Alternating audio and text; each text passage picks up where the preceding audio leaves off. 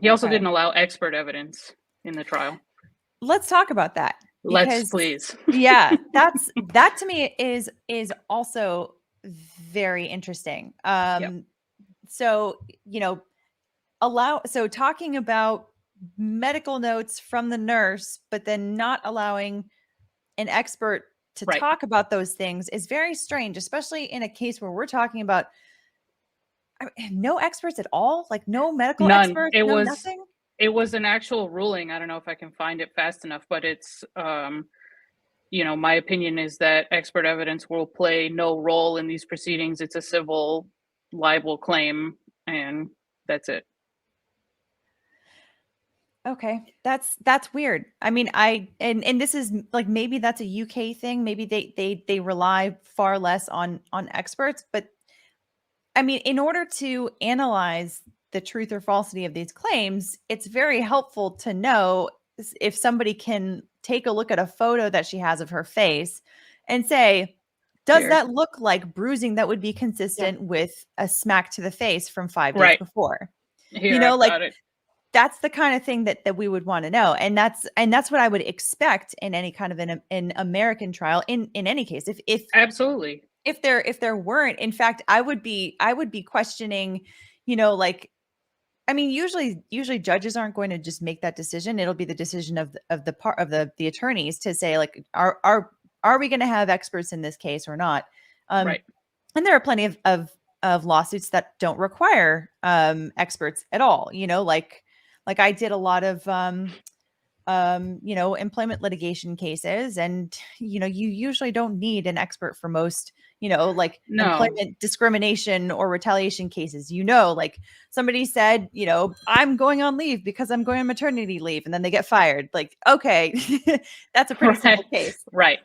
But in a case where there's some technical information that would be helpful to have an expert sort of break down for a jury, I would be questioning some potential professional responsibility issues for the attorney that decides not to bring an expert in that kind of a case. Well, especially when you're talking about, I mean, it might be a civil libel claim, but the defamation or the libel stems from someone claiming to have very traumatic and severe injuries.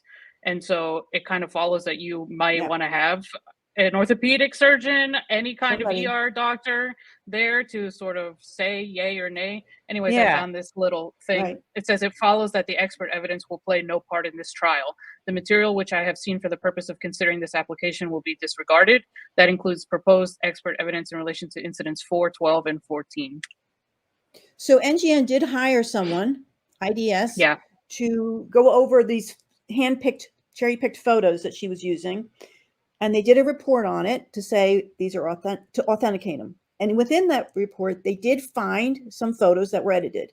They found some numbers that didn't make sense. There were gaps in numbers in the transcripts. So that was brought. So Johnny Depp's side said, "Hey, we need to bring our expert in to look at this." So that's what the discussion was. But it came in so late in the trial that the judge said, "Yes, I understand that Mr. Depp should have his option to do this, but there is no time. So therefore, I'm just going to disregard all of it," which also hurt Johnny because they in that report, it did say some had been edited. Yep. I mean, I would somebody else's phone, like there was something on her iPad. It said it had edited in the file name. Yeah. I mean, that's great. And the timestamps were all off too. They all just said 0000, Wow. And Johnny's on the stand. Johnny's on the stand saying this thing says 00, and NGN's lawyer's like, don't pay attention to that. It's fine. Just move on. Just ignore that. Oh, that's just metadata. Don't worry about it. He goes, it says it happened at midnight. It's fine. It's right on here. Not important. It's not important. It's whatever. Like, what is that anyway? Right. Right.